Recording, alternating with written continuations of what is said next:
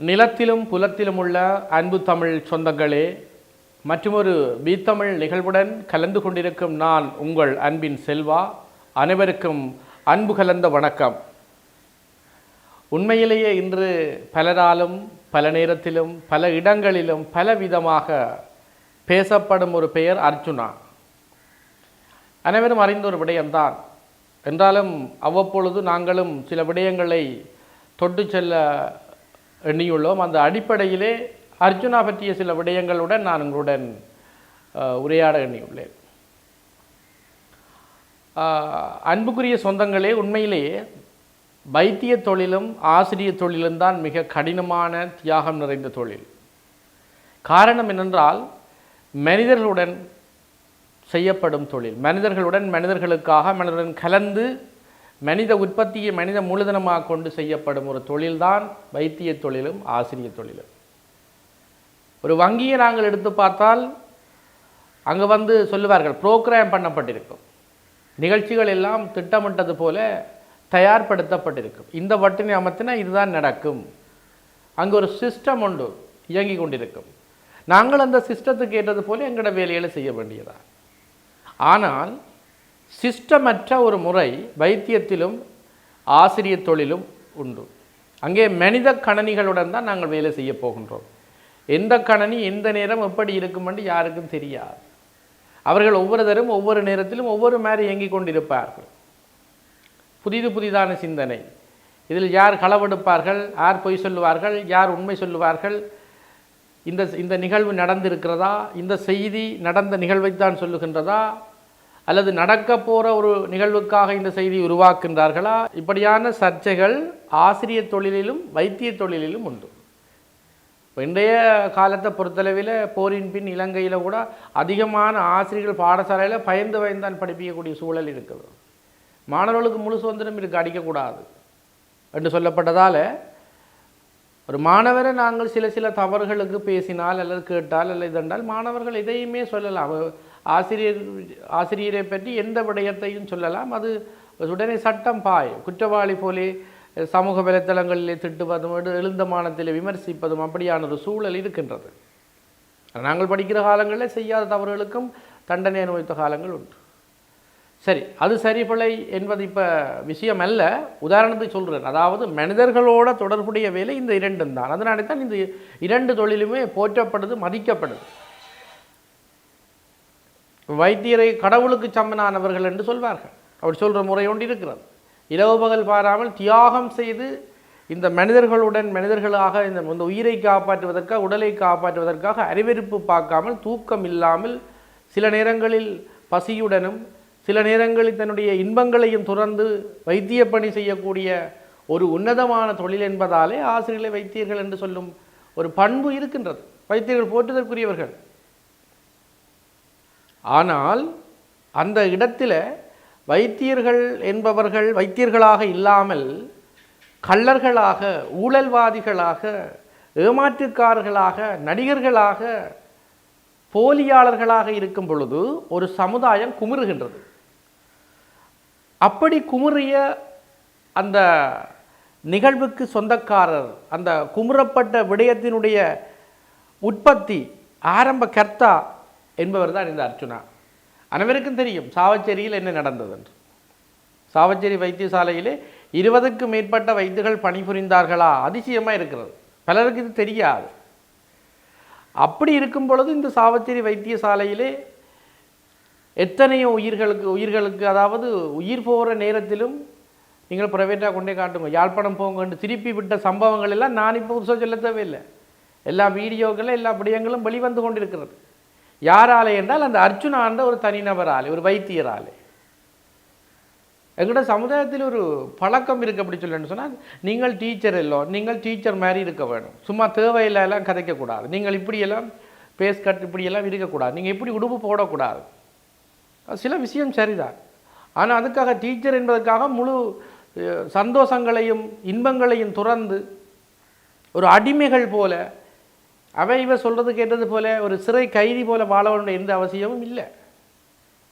அது மாதிரி நீங்கள் வைத்தியர் இல்லோ, நீங்கள் இப்படி உடுப்பு போடலாமோ, நீங்கள் இப்படி தாடி விடலாமோ, நீங்கள் இப்படி கூக்காட்டலாமா, நீங்கள் இப்படி கதைக்கலாமா, ஃபேஸ்புக்கில் வந்து கயக்கலாமா, டிக்டாக்கில் பாடலாமா? அப்போ இப்படியெல்லாம் விமர்சிக்கிற ஒரு சமுதாயம் தான் எங்களுடைய இதில் இருக்குது. அது அவரவர் தனிப்பட்ட பிரச்சனை. ஒவ்வொருத்தரும் தங்களுடைய கடமை நேரத்தில் கடமைகளை சரியாக செய்துட்டு மற்ற நேரங்களில் அவர் தன்னுடைய இன்பங்களையும் சந்தோஷங்களையும் அனுபவிப்பதற்கு அது அவர்களுக்கு முழு சுதந்திரம் உண்டு. ஆனால் இந்த இடத்துல நாங்கள் பார்க்க வலிக்கின்றால் இந்த சமூக வலைத்தளங்களில் ஒரு சிலர் இந்த வைத்தியர் அர்ச்சுனாவை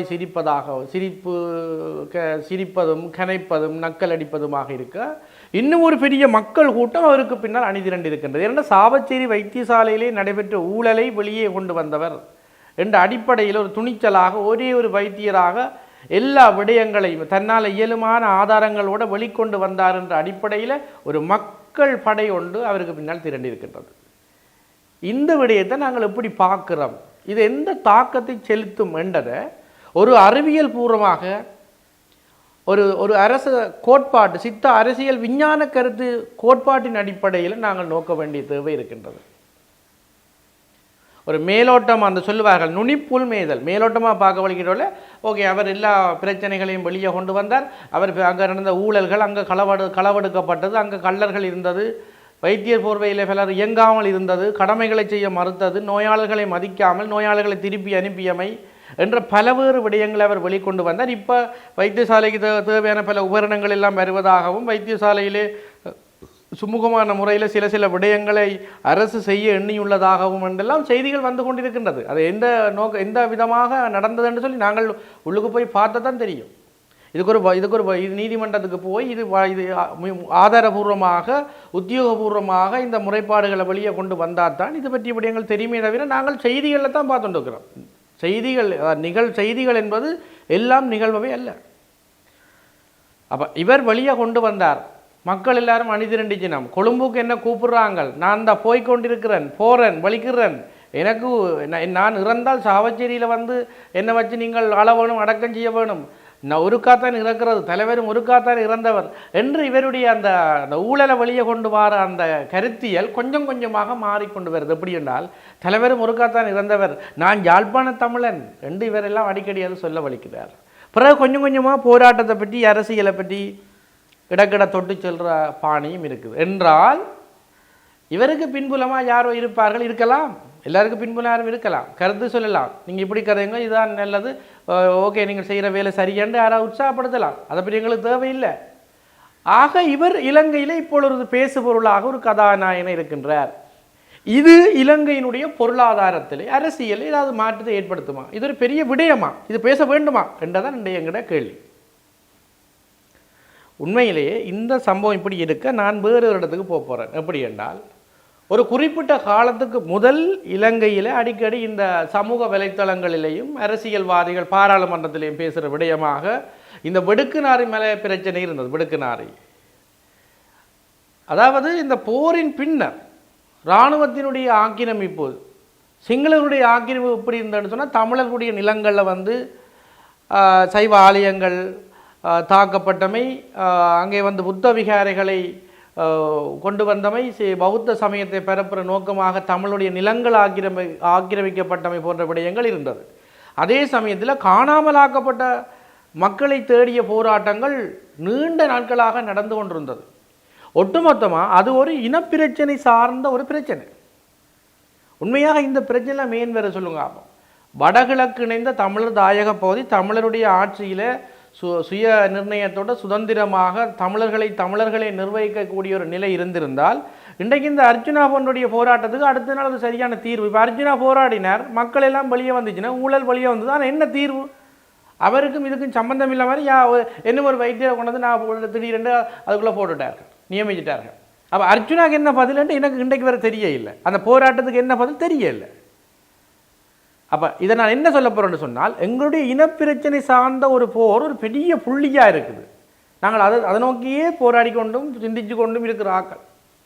அப்படி இருக்கிற அந்த நேரத்தில் தமிழ் மக்களையே சின்ன சின்ன புள்ளிகளை சிங்கள அரசியல்வாதிகள் திட்டமிட்டு உருவாக்குகின்றார்களோ என்ற அச்சம், ஒரு சந்தேகம் எங்களுக்குள்ளே உருவாகுது. எப்படி என்றால் இந்த வெடுக்குநாரி மேலே போன்ற பிரச்சனை, காணாமலாக்கப்பட்ட பிரச்சனை, இது எல்லாம் பெரிசாக பொங்கி எழுகிற, திடீரென்று பார்த்தால் அது மறைஞ்சு போகுது.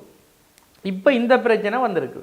ஆகவே மக்களின் மனநிலை ஒரு இலக்கை நோக்கிய ஒரு போராட்டத்தை ஒரு இலக்கை நோக்கிய சிந்தனையோட ஒரு கேள்விக்கான விடையை காணும் முகமாக பயணங்களை செய்கிற ஒரு பாணி இந்த இலங்கை தீவில் இல்லை. இன்றைக்கு பாருங்கள், போராட்டம் போய்கொண்டு இருக்குது. அவர் சொல்கிறார், என்ன சொல்லியிருக்காருன்னு சொன்னால், நான் மீண்டும் இந்த சாவச்சேரி வைத்தியசாலைக்கு வருவேன், இந்த பிரச்சனைகளெல்லாம் தீர்ப்பேன், எனக்கு சரியான தீர்வை அரசாங்கம் தர வேணும், இல்லைன்னா நான் நாட்டை விட்டு வெளியே போகிறேன். உண்மையில் இவர் போவாரா? போனால் அது நல்ல விஷயம். என்றால் அவர் சொன்ன வார்த்தையை கேட்ட மாதிரி போராடினா அது கிடைக்கல, நான் போகிறேன்னு சொல்கிறார். ஆனால் இன்னொரு பக்கம் பார்த்தால் இவர் போன உடனே இங்கெல்லாம் நடக்குமா சரியா? அவர் அரசாங்கம் தீர்வு கொடுத்துதா? அப்போ இதுக்கு யார்கிட்ட தீர்வு காண்றது? இப்படிலாம் பலவேறு குழப்பமான சூழல் இருக்குது. பிறகு இதுவும் ஒரு கொஞ்ச காலத்தில் காணாமல் போக திடீரென்று இன்னொரு பிரச்சனை ஒன்று வரும். ஆக இப்போ நாங்கள் ஊடகங்களில் இதை பற்றி எல்லாம் கதைச்சு கொண்டிருக்கிறோம். இதுவும் ஒரு 2 மாதத்தில் மறைய இன்னும் ஒரு புதிய பிரச்சனை வரும். இந்த பிரச்சனைகள் எல்லாம் எங்கே இருந்து உருவாகிறதுன்றதான் உங்களுடைய கேள்வி. சரிதான். இப்போ இந்த வைத்தியர்கள் எல்லாரும் விசாரணைக்கு உட்படுத்தப்பட்டார்களா? இவர்களுக்கு சரியான ஒரு தீர்வு அல்லது ஒரு தண்டனையோ அல்லது விளக்கங்கள் கோரப்பட்டதா? அர்ச்சுனா பொறுத்தளவில் மக்களை கூட்டினால் வழியால் எல்லாத்தையும் கொண்டு வந்தார். ஆனால் ஆதாரபூர்வமாக ஏதாவது வழக்கு தொடுக்கிற சம்பந்தமான விடயங்கள் வெளியே வந்ததா? இல்லை, எங்களுக்கு எல்லாமே ஒரு குழப்பமாக இருக்கிறது.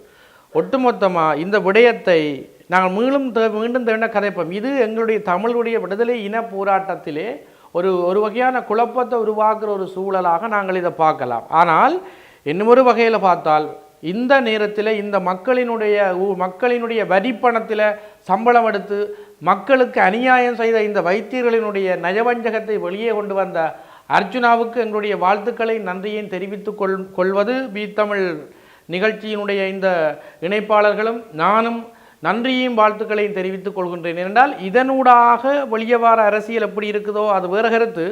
ஆனால் இப்படியான போராட்டக்காரர்கள் எங்களோட மண்ணுக்கு தேவை. எந்த நேரம் போராட்டம் கொண்டு வந்தால் தான் நாங்கள் இது அரசியல் எவ்வளோ தாக்கம் செலுத்தும், சரியா பிள்ளையா என்ற கேள்வியும் இருக்கும். இந்த மண் ஒரு போராட்டம் நிறைந்த மண், அதில் எந்த மாற்றமும் இல்லை. அவர் யாழ்ப்பாண தமிழன் சொல்கிறது அது சிலர் பிரதேசவாதம் பண்ணினா நான் அதில் உடன்பாடாக இல்லை. அது அவையவே தங்களோட இடங்களில் இப்போ உங்கள் பற்று வச்சு யாழ்ப்பாண தமிழன் என்று அவர் சொல்கிறதால வன்னி தமிழன் கூடாதுண்டோ அல்லது மட்டக்கள் தமிழ் கூடாண்டோ அப்படியான கருத்தெல்லாம் இல்லை. அது அவருடைய சுதந்திரம், விளங்குதில்ல. அவர் தமிழ் பற்றி நான் தமிழன்டா அதடா இதடான்னு சொல்கிறது அது அவருடைய சுதந்திரம். அதுக்கும் இதுக்கும் சம்பந்தம் இல்லை. ஆனால் அவரை இப்பொழுது ஊடகங்கள் எல்லாம் விரக்தியில் வெளிப்படுறார், பாதிக்கப்பட்டுட்டார் என்றெல்லாம் வெளிப்படுத்துகிறத நான் இப்போ இந்த நிகழ்வை இந்த நிகழ்ச்சியில் கதைக்கிற முதலும் நான் சமூக வலைத்தளங்களை பார்த்து நான் இதை பற்றி என்ன கதைக்கணும், என்னென்ன விடயங்கள் இது சரி அது பிள்ளைன்னு பார்க்கும் பொழுது அவர் ஒரு விரக்தியாக பாதிக்கப்பட்டது என்ற அடிப்படையில் பல ஊடகங்கள் சில தவறான கருத்துக்களை வெளிப்படுத்தி கொண்டிருக்குது. பாதிப்பு வரத்தானப்பா செய்யும். அநியாயம் நடக்கிற இடத்துல கிளந்தள வேணும். அது அவன் தான் உண்மை தமிழர். இப்போ சேகுவேரா என்ன சொன்னார்? அதாவது ஒடுக்குமுறைக்கு எதிராக யார் போராடுகின்றார்களோ அவன் எல்லாம் என்னுடைய நண்பன். இந்த உலகத்தில் எங்கெல்லாம் ஒடுக்குமுறை நிகழ்த்தப்படுமோ அங்கெல்லாம் நான் நிற்பேன், என்னுடைய படையினர் நிற்பார்கள், என்னுடைய சிந்தனைகள் என்னுடைய கொள்கைகள் அங்கே போராடும் என்று சொன்னார். அப்போ அந்த அடிப்படையில் யாழ்ப்பாண தமிழாக இருக்கலாம் அல்லது யாழ்ப்பாணத்துக்கு வழியால் மேலே வானத்தில் இருக்கிற தமிழனா எந்த தமிழனா இருந்தாலும் கூட தமிழ் மக்களை ஒடுக்குற இந்த அரசாங்கத்தினுடைய செயல்முறை இந்த விடயங்களை வெளியே கொண்டு வர்ற அந்த அந்த அந்த துணிச்சலான செயலை அர்ச்சுனா செய்திருப்பதன் ஊடாக நாங்கள் அவருக்கு வாழ்த்துக்களை தான் தெரிவித்துக் கொள்ள வேண்டிய சூழல் இன்றைக்கு இருக்கின்றது. எந்த துறையிலுமே ஊழல் செய்தால் அல்லது தவறு செய்தால் ஓரளவு நிவர்த்தி செய்து கொள்ளலாம். ஆனால் இந்த கல்வித்துறையிலும் மருத்துவத்துறையிலும் ஊழல் செய்வது என்பது ஒரு இனத்தை புதகுழிக்குள் தள்ளுவது போல. ஏற்கனவே நாங்கள் முள்ளிவாய்க்கால் செத்த இனம், எங்களுடைய செத்த இனத்தை வைத்துக்கொண்டு எங்களுடைய வரிப்பணங்களை வைத்துக்கொண்டு இந்த வைத்தியர்கள் சிலர் செய்கிற எல்லா வைத்தியரையும் சொல்ல முடியாது, வைத்தியர்கள் சிலர் செய்கிற அநியாயங்கள் அர்ச்சுனா போன்ற பல்லாயிரம் பேர் தோன்றி இந்த நிகழ்வை வெளியே கொண்டு வர வேண்டும். எல்லாத்துக்கும் தலைவர் வேணும், தலைவர் வேண்டாம். அப்போ என்னடா தலைவர் 1000 வருஷம் யுகஞ்சுகமாக யுகாந்திரமாக இருக்கணுமா? தலைவருடைய சிந்தனை இருக்குது. அவள் எல்லாருக்குள்ளேயும் பிரச்சனை போரெண்டு வந்தால் எல்லாருமே இப்படி தட்டி கேட்குற ஆக்களாக இருந்தால் நாட்டில் ஊழலை ஓரளவு குறைக்கலாம். முழுதாக குறைக்கிறோமோ இல்லையோ ஓரளவு குறைக்கலாம். அந்த அடிப்படையில் அர்ச்சுனாவினுடைய போராட்டங்களுக்கு வாழ்த்துக்களையும் ஆதரவையும் தெரிவித்துக் கொள்கிறோம். ஆனால் அவரும் ஒன்று நினைவில் கொள்ள வேண்டும், இதே பாதையில் தான் அவர் பயணிக்க வேண்டும். சில வேளையில் இவர்களை எதிர்காலத்தில் யாராவது அரசியல்வாதிகள் திசை திருப்பலாம் அல்லது திசை திருப்ப ஏதாவது வேறு வகையான ஒரு மார்க்கமாக இது செல்லலாம். அதெல்லாம் ஊகம்தான். அப்படி இல்லாமல் அவர் எப்பொழுதும் தமிழ் மக்களுக்காக குரல் கொடுக்க வேண்டும். நான் என்னுடைய இப்போ இந்த நிகழ்வு கதைப்பதற்கு முதலும் அவரை பற்றி கதைக்கும் பொழுது சொன்னால் அவருக்கு வைத்தியத்துறையினுடைய அறிவு என்பதை விட பெரும்பாலான வைத்தியர்கள் அந்த வைத்தியத்துக்குள்ளே தான் சிந்திப்பினார். அவர் அதுக்குள்ளேயே தொடர்ந்து இருக்கிறதால அவருடைய கதை பேச்சு அவன் உடுப்பு போடுற முறை பழக்க வழக்கங்கள் வைத்தியத்தோடு இருந்து கொள்ளினோம். அது வந்து மைனஸ் என்று சொல்லலாது, குறைபாடு என்று சொல்லலாது. அது தொழிலை நேசிக்கிறார்கள், மக்களுக்கு சேவை செய்கிறவர்கள் அப்படி இருப்பார். ஆனால் இவர் கொஞ்சம் மேலே போய் கொஞ்சம் அரசியல் இலக்கியம் என்று நிறைய விடயங்களெல்லாம் தெரிஞ்சு கதைக்கிறார். அப்போ அது ஒரு ப்ளஸ் பாயிண்ட் தான், அது நல்ல விஷயம்தான். ஒரு வைத்தியராக இருந்து கொண்டு போராட்டக்காரர் இருக்கிறார், நல்ல விடயத்தை வெளிப்படுத்துகிறார். அப்படி எல்லாரும் வாங்கும், எல்லாரும் வந்தால் எங்களுக்கு ஓரளவு பிரச்சனை தீர்க்கப்படலாம். ஆனால் எனக்கு என்ன இதில் நினைவு வருதுன்னு சொன்னால், யாழ்ப்பாணத்தில் இருக்கா அந்த வடமாகாண சபையில் மாகாண சபையில் ஒருக்கா ஊழல் ஏதோ நடந்து பிரச்சனை நடந்தது. ஏதோ ஒன்றுன்னு சொல்கிறேன்னா எது என்று சொல்கிறது, கணக்க ஊழல் நடந்தது. அப்போ விக்னேஸ்வரன் ஐயாவுக்கு எதிராக ஒரு போராட்டம் குழுவினர் இறங்கி இருக்கிறார்கள். அப்போ கிளிநொச்சியில் இருந்து எல்லாரும் பேருந்தில் என்ன மக்களை எல்லாம் கூட்டிக் கொண்டு பிட்டி அணி கொண்டு வருது. எங்கே யாழ்ப்பாணத்துக்கு வருது. வந்து எங்களோட விக்னேஸ்வரன் ஐயா, நீங்கள் எங்களுக்கு தேவை, நீங்கள் எங்களோட தலைவர், நீங்கள் எங்களோட கடவுள் என்று எல்லாரும் சத்தம் போட்டாங்க. நான் இப்போ விக்னேஸ்வரன் ஐயாவை அவருடைய கல்வி அவருடைய வயதின் அடிப்படையில் மதிக்கிறேன்.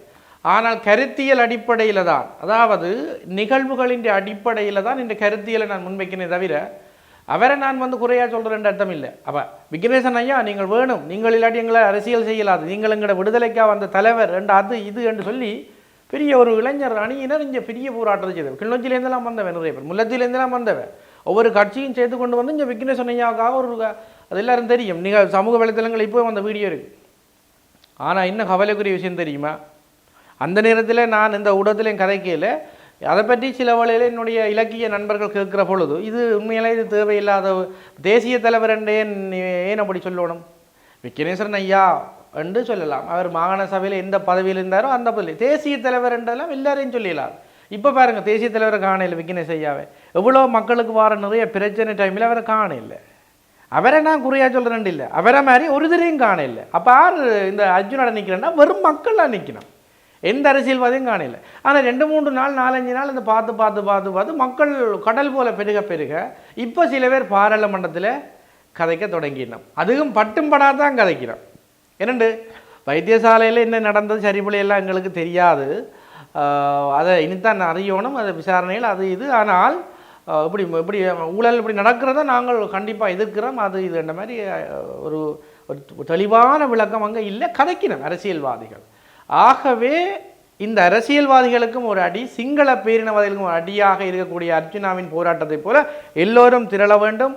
மக்களின் வரிப்பணத்தில் உழைக்கிற மக்களை கொள்ளையடிக்கிற எல்லாருக்கும் எதிராக துணிச்சலான பலன் முன்வர வேண்டும் என்று கேட்டு எங்களுடைய பீத்தமிழ் நிகழ்வு இன்றைய அர்ஜுனாவை போன்ற பலரை வரவேற்று கொண்டு இதை நிறைவு செய்கிறேன். நன்றி, வணக்கம்.